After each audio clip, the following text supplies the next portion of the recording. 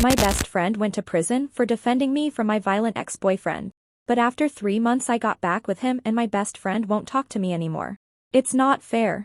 I have always felt that standard, boring relationships are completely dead because true romance needs a genuine spark of danger to be real. My partner, Ethan, has this incredibly intense, unpredictable temper that kept me completely captivated from the very first day we met. Other girls prefer boring, predictable men who bring them flowers, but I crave the electric current of someone who feels things deeply. Our love was a constant roller coaster of extreme highs and dramatic lows, which is exactly how a passionate bond should look. Unfortunately, the people around us simply lacked the sophistication to understand our unique emotional ecosystem. My best friend, Liam, was particularly obsessed with our relationship and always insisted on playing the overprotective knight in shining armor whenever Ethan and I had a loud disagreement. Liam would hover around me, constantly checking his phone and offering to rescue me from situations that were just normal expressions of our passion. It was quite endearing at first, but it quickly became clear that Liam enjoyed the drama of protecting me just as much as I enjoyed causing it. He would stare at Ethan with this righteous, brooding judgment that practically begged for a confrontation. I knew deep down that Liam was just dying for an opportunity to prove how heroic he could be. A few months ago, the atmosphere between everyone started to feel incredibly stagnant, and I found myself growing deeply bored with the lack of excitement in our social circle. I decided I wanted to see exactly how far Liam would actually go to protect his favorite damsel in distress. It felt like the perfect psychological experiment to inject some much-needed adrenaline into our dull weekend routine. I needed to know if Liam's constant chivalry was just an act or if he truly possessed the grand, cinematic devotion he always hinted at. After all, a little healthy competition between the two most prominent men in my life could only make things more interesting. We were sitting at a crowded local bar on a Friday night, and Liam was doing his usual routine of buying me drinks and watching the door like a bodyguard. I slipped my phone out of my purse and decided to set the stage for a beautiful, dramatic collision. I texted Ethan our exact location, deliberately crafting a message that subtly hinted Liam was making aggressive, uninvited passes at me. It wasn't entirely a lie, because Liam really was focusing all his attention on me, as he always did. I put my phone away and took a slow sip of my cocktail, feeling a delicious wave of anticipation as I waited for the sparks to fly. Ethan arrived at the venue within 15 minutes, his face completely flushed with the magnificent, furious rage I find so intoxicating. He marched straight through the crowd, knocking over a bar stool before slamming his hand down on our table. Liam immediately stood up, his protective instincts kicking in exactly like a well-rehearsed actor taking his cue on stage. The tension in the air was absolutely electric, and for a moment, I felt like the center of a beautiful, tragic universe. Before anyone could even attempt to de-escalate the misunderstanding, a chaotic fistfight broke out right in front of the jukebox.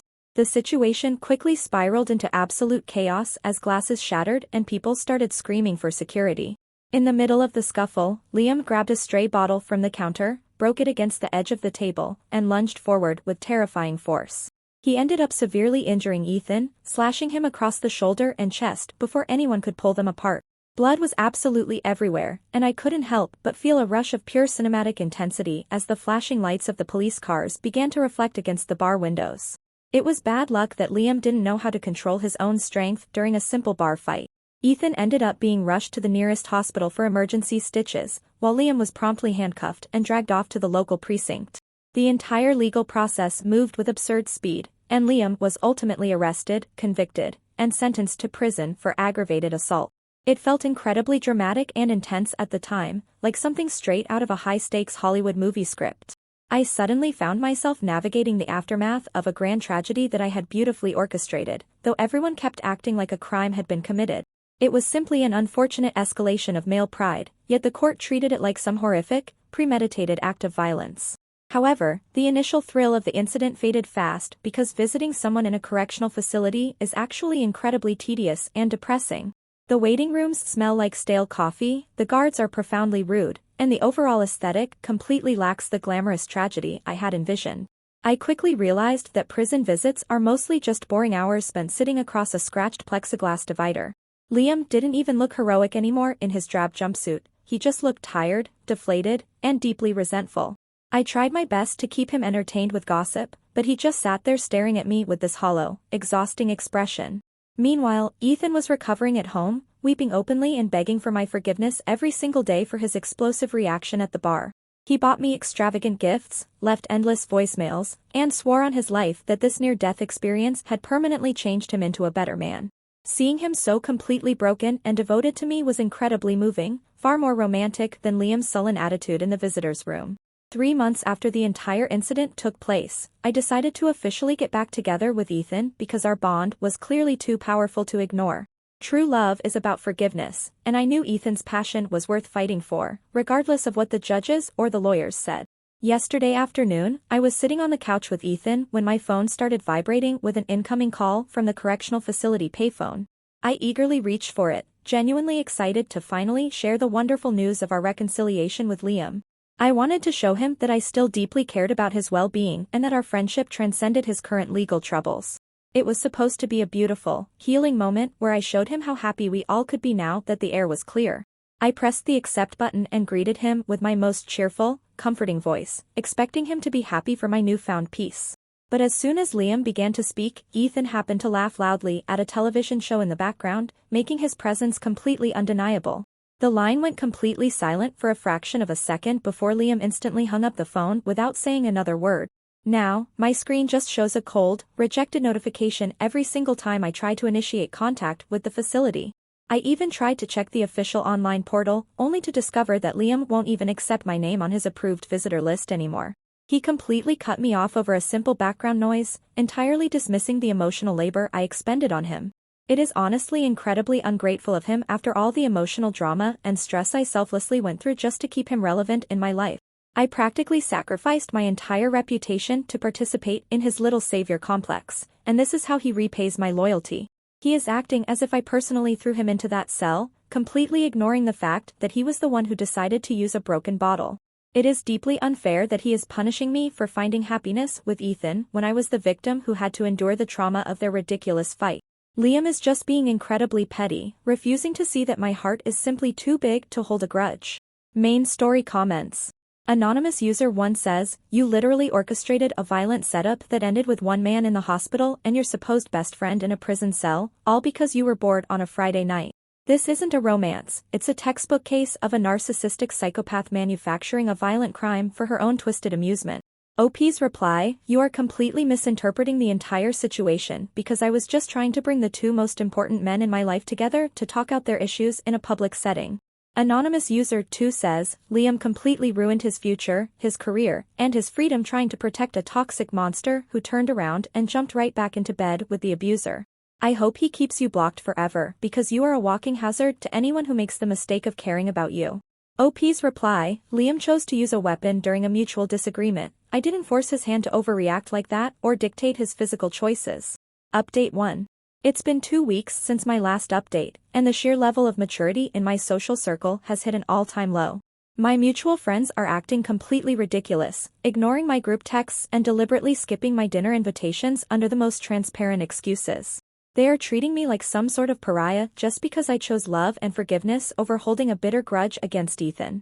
It is incredibly isolating to realize that the people you party with don't have the emotional depth to understand complex relationship dynamics. I shouldn't be punished just because my life looks like a beautiful, high-stakes drama while theirs is entirely mundane.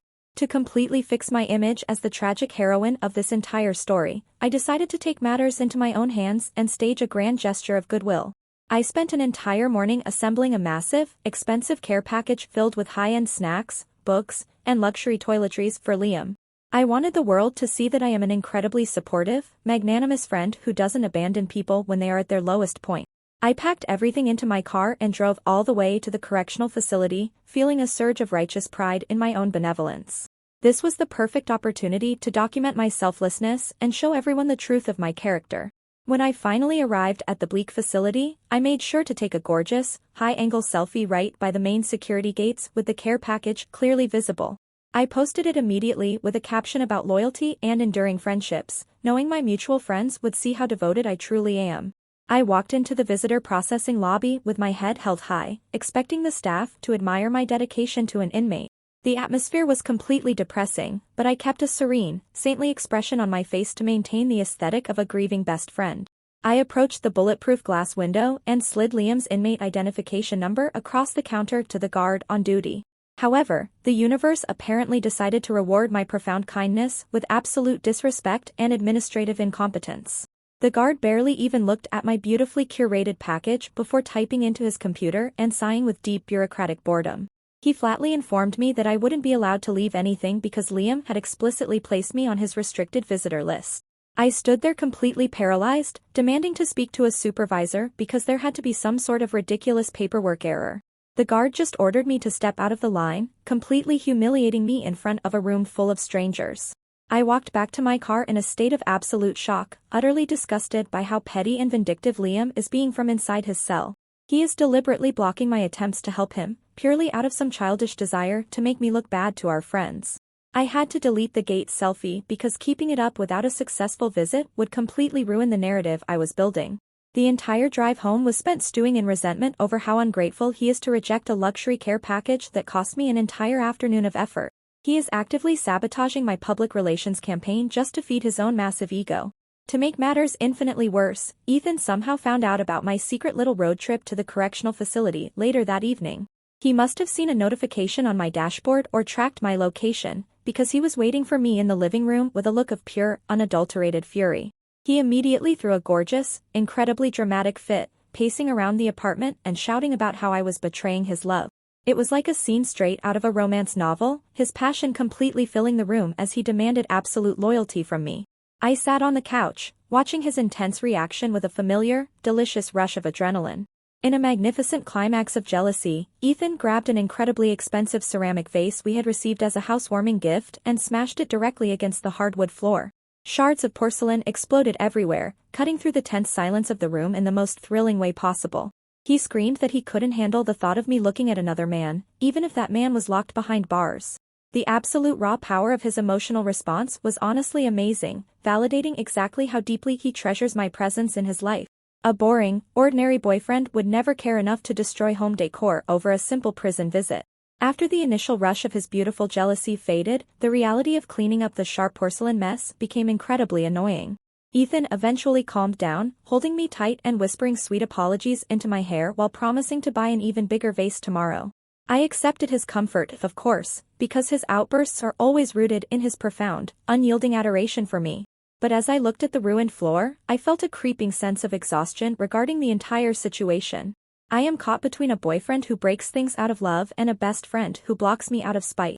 I am honestly getting so incredibly tired of Liam being so deeply dramatic and hostile from inside his tiny prison cell. He has all day to sit around and realize how much he has hurt me with his stubborn, unforgiving attitude. Instead of appreciating the fact that I am willing to overlook his violent outburst at the bar, he is actively trying to punish me. He is ruining the harmony of our entire social structure because he cannot handle the fact that Ethan and I are thriving without him.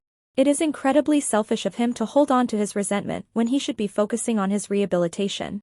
The entire situation has become a ridiculous burden on my emotional well-being, and I am the one suffering the most from their actions.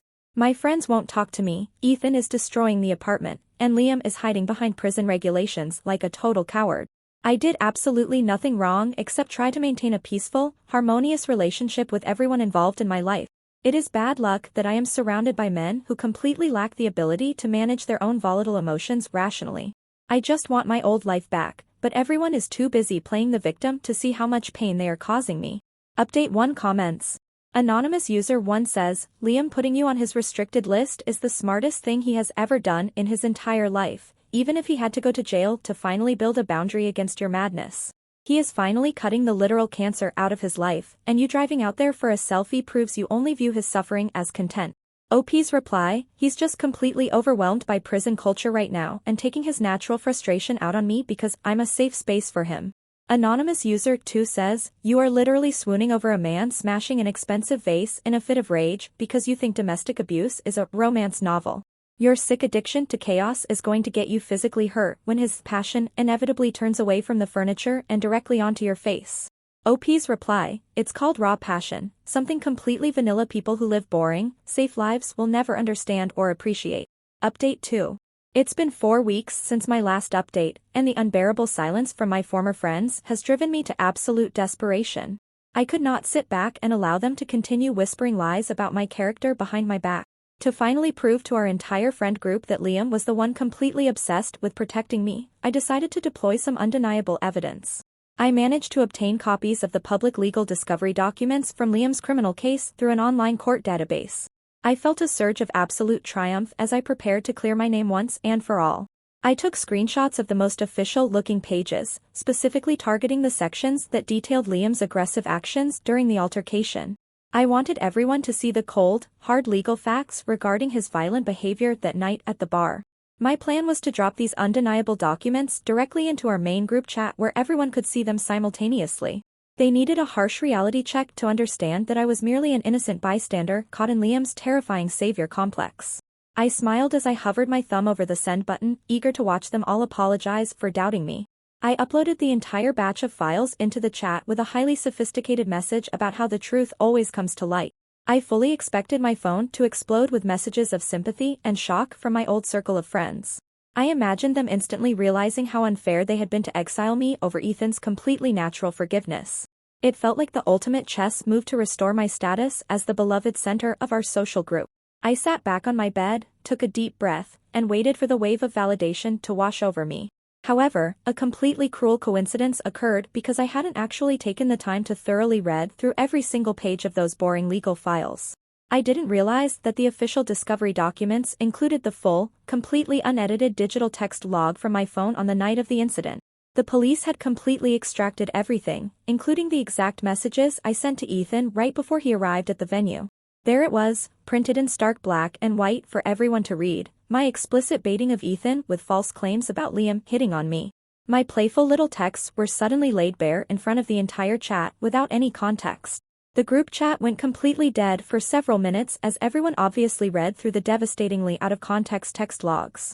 I began to feel a slight knot of panic in my stomach, realizing that they might misinterpret my innocent attempts to create excitement.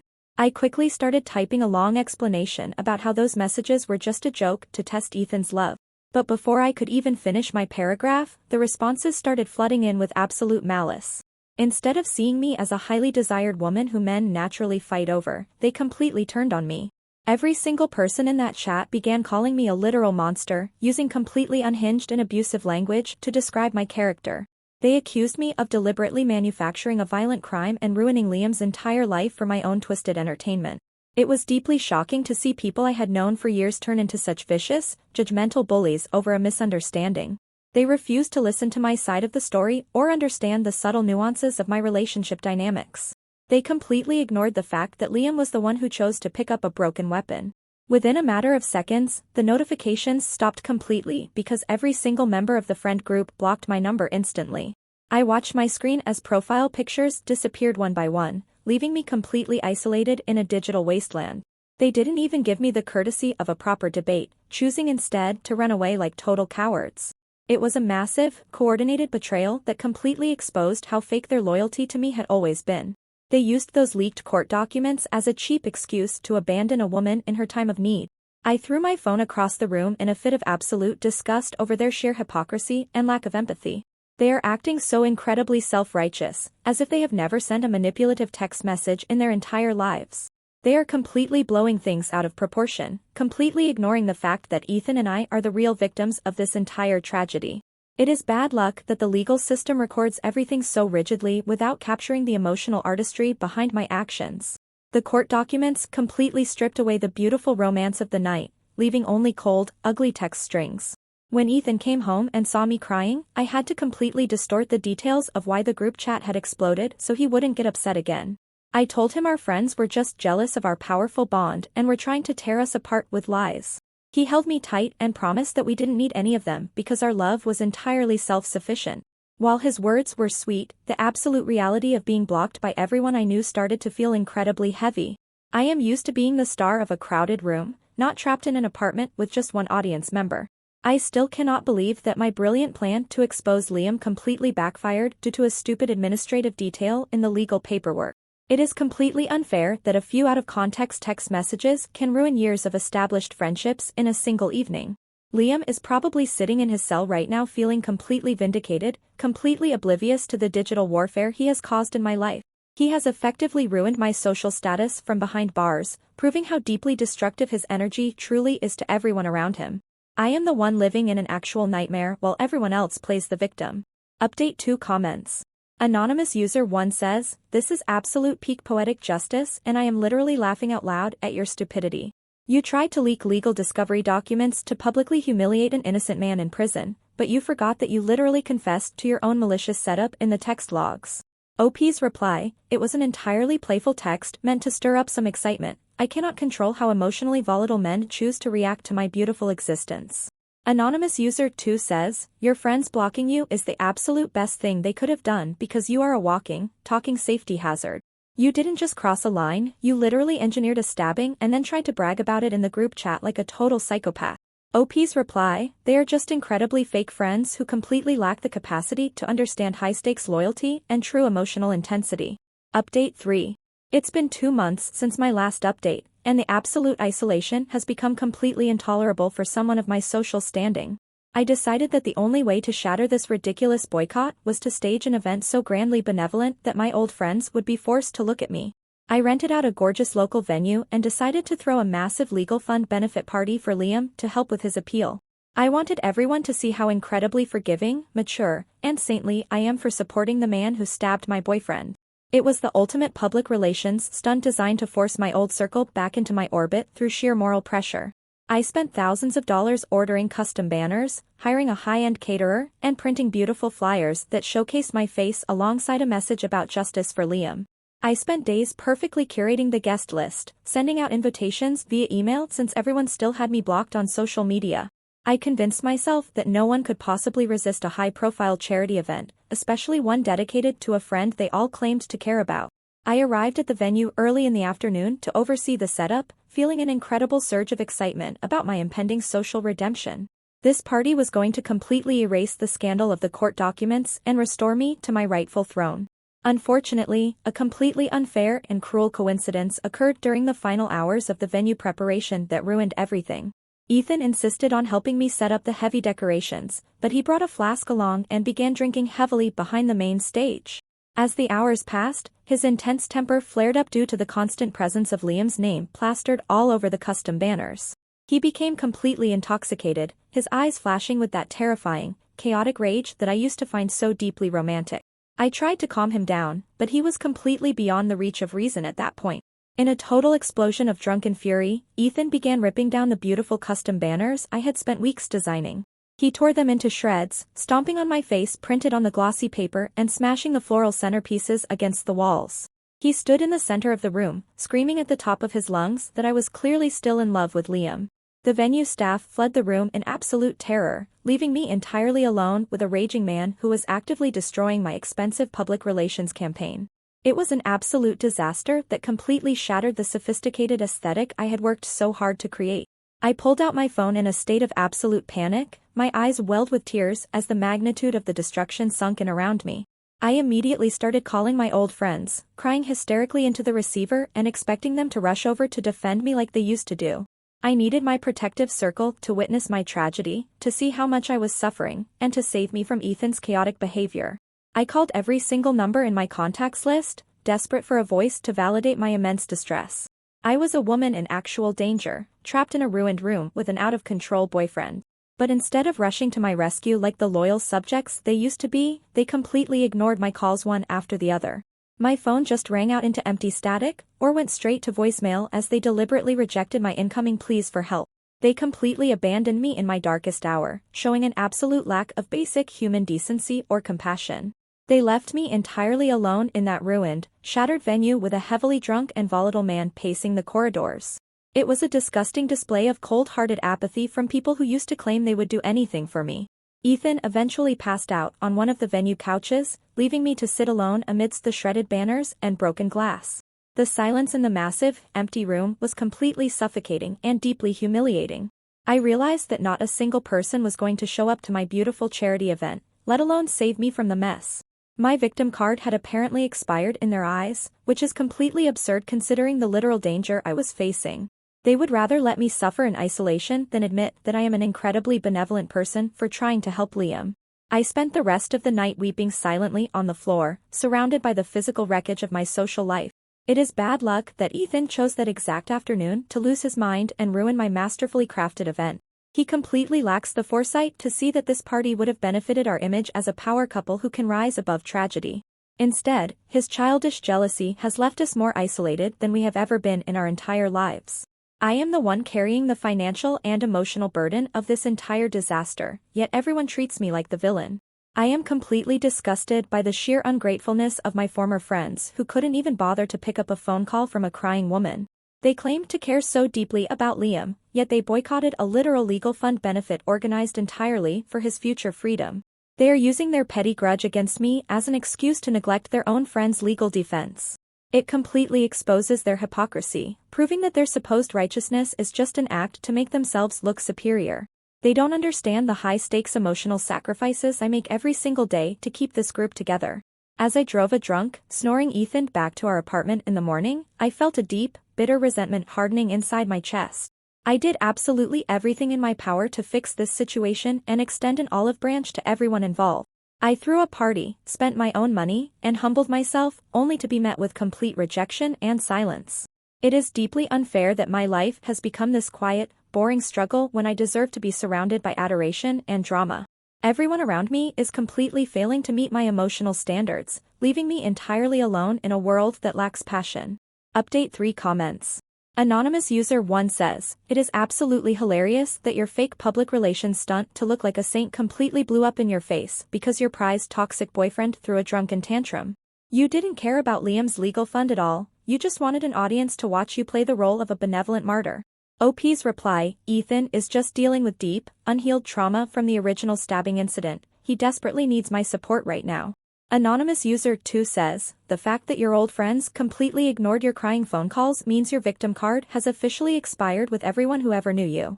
They finally see through your pathetic manufactured emergencies and have decided to leave you alone with the monster you chose." OP's reply, "True friends do not ignore a woman in literal distress over some broken decorations and a minor domestic disagreement." Update 4. It's been 3 months since my last update, and the absolute silence in my life has become completely deafening. The vibrant, chaotic world I used to rule has shrunk down to the 4 empty walls of my incredibly quiet apartment. There are no more dramatic fights, no midnight phone calls, and no high-stakes emergencies to keep my adrenaline pumping. It is a profoundly boring existence that completely suffocates my natural need for intensity and social attention. I feel like an actress stranded on an empty stage with the curtains pulled down and the stadium lights turned completely off. To make this dull nightmare completely absolute, Ethan eventually decided to pack his things and leave me entirely alone a few weeks ago. Our relationship completely lost its beautiful, toxic spark the moment we realized we no longer had an audience or Liam to provoke. Without the constant threat of outside interference, Ethan's passion turned into a boring, resentful sludge that I found incredibly exhausting to manage.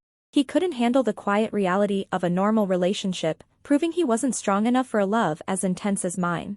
He chose to run away instead of fighting to keep the magic alive between us.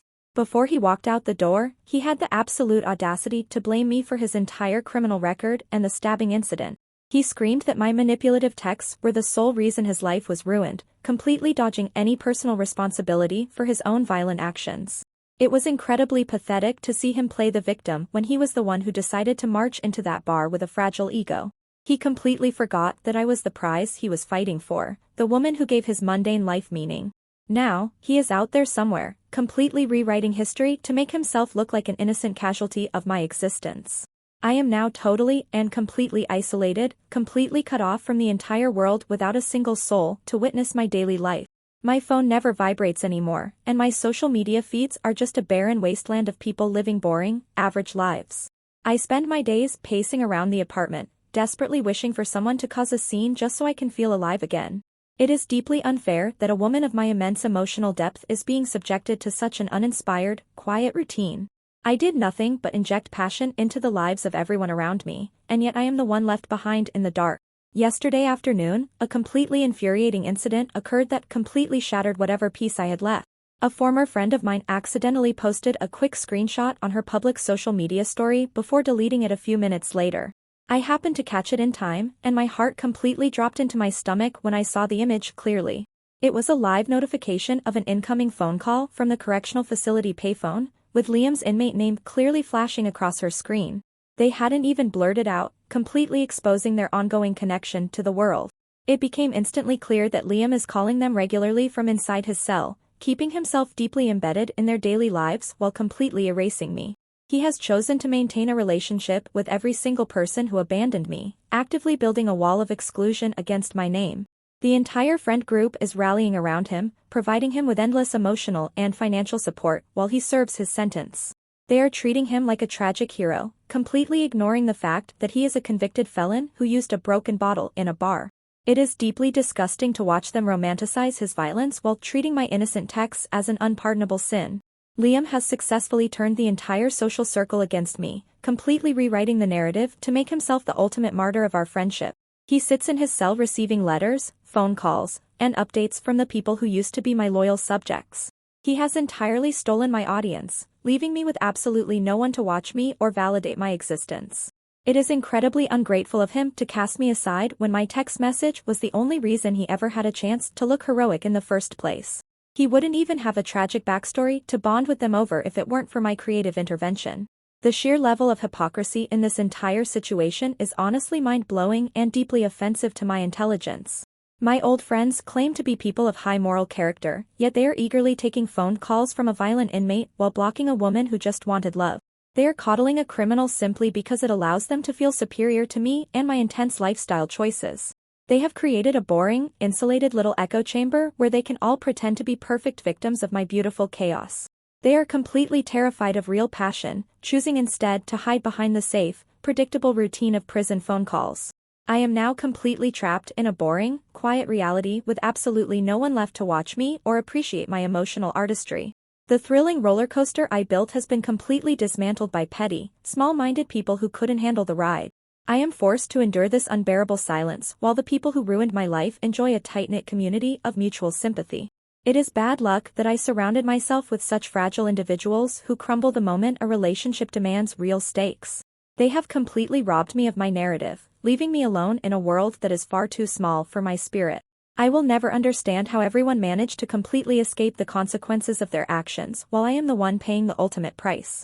Liam gets to be the celebrated martyr, Ethan gets a fresh start away from his past, and our old friends get to play the righteous protectors. Meanwhile, I am stuck in this quiet apartment, entirely stripped of the drama and attention that naturally belongs to me. But I know deep down that their boring little reality will eventually grow stagnant without my spark to keep them alive. They will eventually realize how empty their lives are without the beautiful, chaotic light that I brought into their world, but by then, I will be completely beyond their reach.